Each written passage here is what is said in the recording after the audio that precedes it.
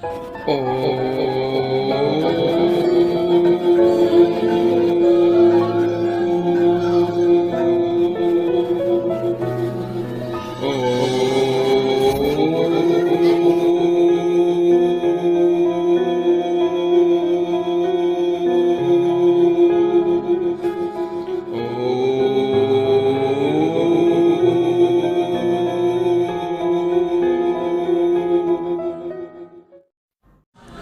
साई राम, नमस्कार। मैं ब्रिजमोहन सूरी स्वागत करता हूं आपका अपने इस चैनल में। बहुत सारे भक्त, बहुत सारे सज्जन, बहुत सारे मेरे सब्सक्राइबर जानना चाहते हैं कि पाठ पूजा करते हैं लेकिन लाभ नहीं मिलता।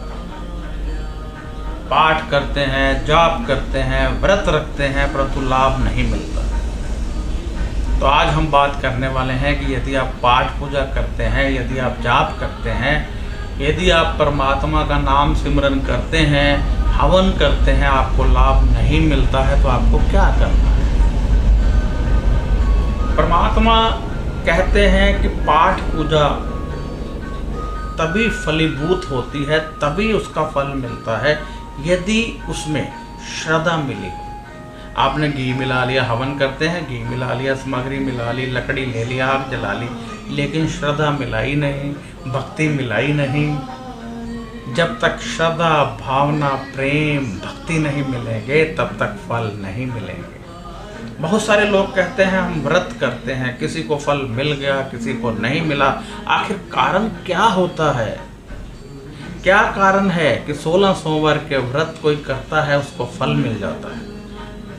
क्या कारण है कि माँ लक्ष्मी के उपवास कोई करता है उसको फल मिल जाता है?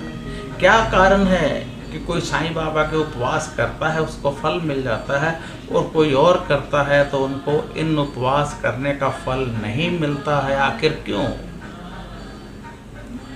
क्योंकि आपने भक्ति नहीं मिलाई, आपने श्रद्धा नहीं मिलाई, मात्र शारीरिक श्रम तक यानी शारीरिक मेहनत तक रखा कि मेरा शरीर जो चीज़ें खानी है वही खाए, दूसरी चीज़ ना खाए, मेरा उपवास टूटे नहीं, इस तरफ ध्यान रहा।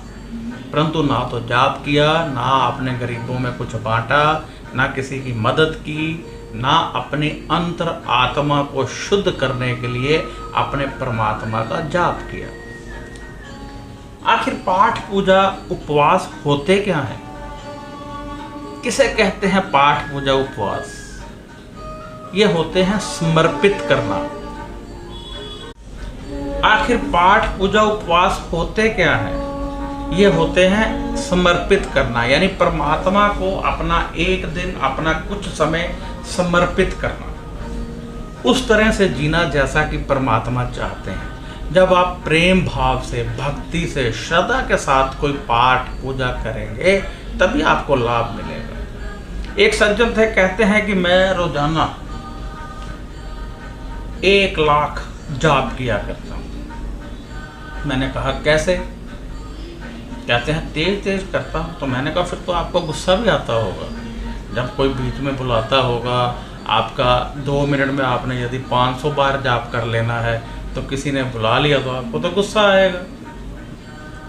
कहते आता तो है। तो मैंने कहा फिर उस जाप का क्या लाभ? संख्या पर मत जाइए, सिर्फ प्रेम से जाप कीजिए। साईं का जाप करना है, साईं साईं, मतलब बड़े प्रेम से, जिससे कि आपकी बॉडी को वाइब्रेशन मिले। ये जो मंत्र बने हैं, जो ये नाम सिमरन है, ये वाइब्रेशन के लिए बना है। ओम यानी वाइब्रेट हो और उससे हमें शक्तियां प्राप्त हो। नाम सिमरन करने के लिए क्यों कहा जाता है? ताकि बॉडी में वाइब्रेशन। तो यदि वाइब्रेशन ली नहीं, उल्टा टेंशन ले ली कि तेजी से करना है, तेजी से करना है, तो फिर उसका लाभ क्या होगा? उल्टा नुकसान होगा। इसलिए श्रद्धा के साथ करें, प्रेम के साथ करें। और जिस प्रभु का पाठ कर रहे हैं, जिस प्रभु का जाप कर रहे हैं, उसके नाम का जाप करने के साथ साथ जो वो कहते हैं उस पर भी विचार कीजिए। परमात्मा कहते हैं दूसरों की सेवा करो, परमात्मा कहते हैं लोगों का भला करो, परमात्मा कहते हैं किसी रोते हुए को हंसा दो। तो जब आप ये करने लगेंगे तब आपको फल मिलेगा, वरना पाठ पूजा का फल नहीं मिलेगा। आप मंदिर जाते हो, आपने वहाँ पर जाकर बहुत सेवा की, परंतु दिल से नहीं की, धक्के मार मार कर की, कठोर होकर की, फल मिलेगा, थोड़ा बहुत मिलेगा। परंतु यदि आप प्रेम से करें, श्रद्धा भाव से करें, भक्ति के साथ करें, तो आप देखेंगे कि आपको बहुत ज़्यादा फल मिलेगा। आप देखेंगे कि आप में शक्तियाँ आई, आप देखेंगे आप में वाइब्रेशन आई, आप देखेंगे कि आने वाला कल आपको पता चलने लगा। तो इसलिए जब भी जाप करना है, संख्या पर नहीं जाना है, प्रेम से करना है, बड़े ही प्रेम से। जिस प्रभु का सिमरन कर रहे हैं, ऐसा मानकर कीजिए कि आप उससे प्रेम कर रहे हैं, आप उनको समर्पित हो रहे हैं, आप उनके साथ आलिंगन कर रहे हैं, तो आप देखेंगे कि कितना प्रेम जागा। राम राम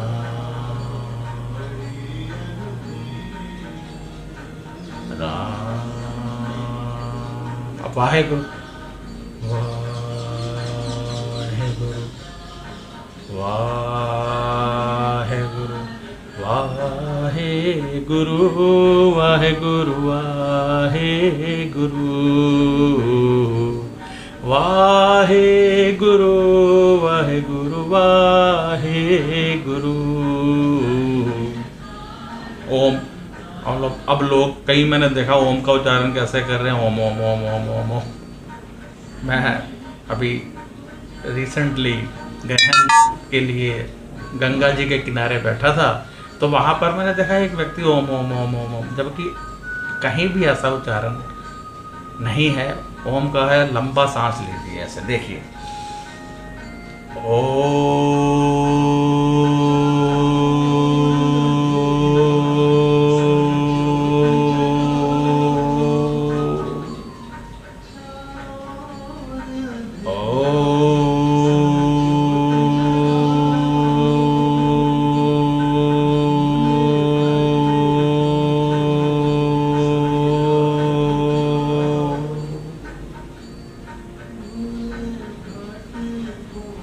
इस तरह ओम का उच्चारण करने से आपको विशेष शक्तियां प्राप्त होती हैं।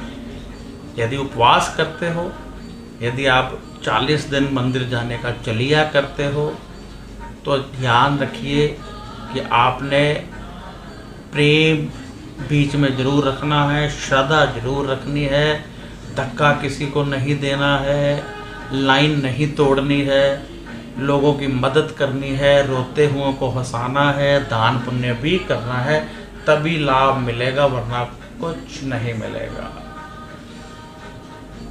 क्योंकि परमात्मा खुद कह चुके हैं कि मेरी शक्तियां तो इस संसार में विचर रही हैं, और जब कोई किसी को हंसाता है तो उसके हंसने से ही वो शक्तियां हंसाने वाले को मिल जाती हैं।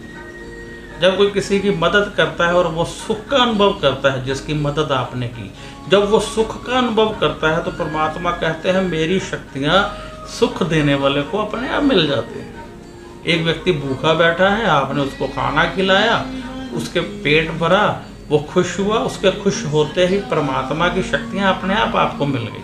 किसी ने देने नहीं आना है, किसी ने साइन नहीं करने हैं, परमात्मा पक्का कर चुके हैं, सिस्टम बना चुके हैं। इन सिस्टम पर चलोगे, शक्तियां अपने आप मिलती रहेंगी। आपने किसी का भला कर दिया तो शक्तियां अपने आप आपको मिल गई। आपने किसी के आंसू पोंछ दिए, शक्तियां आपको अपने आप मिल गई। आपने किसी की जेब में पैसे डाल दिए, उसको भला किया, उसका शक्तियां आपको अपने आप मिल गई। तो कहने का मतलब ये है कि परमात्मा की शक्तियाँ इस संसार में विचर रही हैं। जब आप पाठ पूजा करते हैं तो उसके साथ दान पुण्य भी कीजिए, वो शक्तियाँ खुद ब खुद आपके पास आ जाएंगी। वो आशीष, वो मनोकामनाएं जो आप करते हैं, वो सब अपने आप पूर्ण होने लगेंगी। जब आप अच्छे ढंग से अच्छे राह पर चलेंगे, परमात्मा के बताए हुए राह पर चलेंगे, तो वो सभी शक्तियां आपको अपने आप मिल जाएंगी। परंतु यदि आप मात्र पाठ पूजा करते रहे, यदि आप मात्र दर्शन तक सीमित रह गए, यदि आप मात्र उपवास करने तक सीमित रह गए, यदि आपने मात्र उपवास को भूख हड़ताल का नाम दे दिया, यदि आपने मात्र दर्शन में सिर्फ मूर्ति दर्शन करने तक ही को मान लिया, तो आपको कुछ प्राप्त नहीं होगा। परमात्मा की बनाई हुई इस सृष्टि में जो जीव रहते हैं, जो जंतु रहते हैं, जो इंसान रहते हैं, जब आप उनकी सेवा में जाते हैं, जब आप उनको खुश करते हैं, जब आप अपनी भक्ति में श्रद्धा को मिलाते हैं, तब परमात्मा ने जो शक्तियां पहले से छोड़ रखी हैं वो आपको प्राप्त हो जाती हैं। उन शक्तियों को लेना है तो परमात्मा के नियमों पर चलना होगा, और नियम यही है कि आप दूसरों को हंसाओ, परमात्मा आपको हंसाएंगे। आप दूसरों के दुख दूर करो, परमात्मा आपके दुख दूर कर देंगे। आप दूसरों के साथ चलो, परमात्मा आपके साथ चलेंगे। आप दूसरों के सर पे हाथ रखो, परमात्मा आपके सर पे हाथ रखेंगे। आप दूसरों के आंसू पोंछो, परमात्मा आपके आंसू पोंछेंगे। तो ये है इस सृष्टि का नियम, और ये है परमात्मा के नियम। मेरा ख्याल है आपको बहुत अच्छे ढंग से समझ लग गई होगी। अब आपसे हाथ जोड़कर बेनती है कि यदि आपका कोई सवाल है तो व्हाट्सएप कीजिए, फ़ोन मत कीजिए। और एक और बात आपको बता दूं, लोग मुझे कहते हैं कि हमारे लिए जाप कीजिए, हमारे लिए हवन कीजिए, हमारे लिए पाठ कीजिए। मैं करता हूं, जो मेरे सब्सक्राइबर हैं मैं उनके लिए पाठ किया करता हूं। जो इस चैनल को सब्सक्राइब करते हैं उनकी लिस्ट है, उनके लिए पाठ करते हैं, उनके लिए दुआ करते हैं। आप भी इस चैनल को सब्सक्राइब करके हमारे मेंबर बनिए, और एक बेल का बटन आएगा उसको ज़रूर दबाइए, तभी आपको वीडियो मिलनी शुरू होगी। और यदि आप मुझसे कोई सवाल करना चाहते हैं, आप अपनी जन्म पत्री दिखाना चाहते हैं, तो कृपया फ़ोन मत कीजिए, व्हाट्सएप कीजिए, लिख कर कीजिए। जो आप 4 या 5 दिन में मिलेगा, परंतु ज़रूर मिलेगा। आप इजाज़त दीजिए। जय साईं राम, नमस्कार।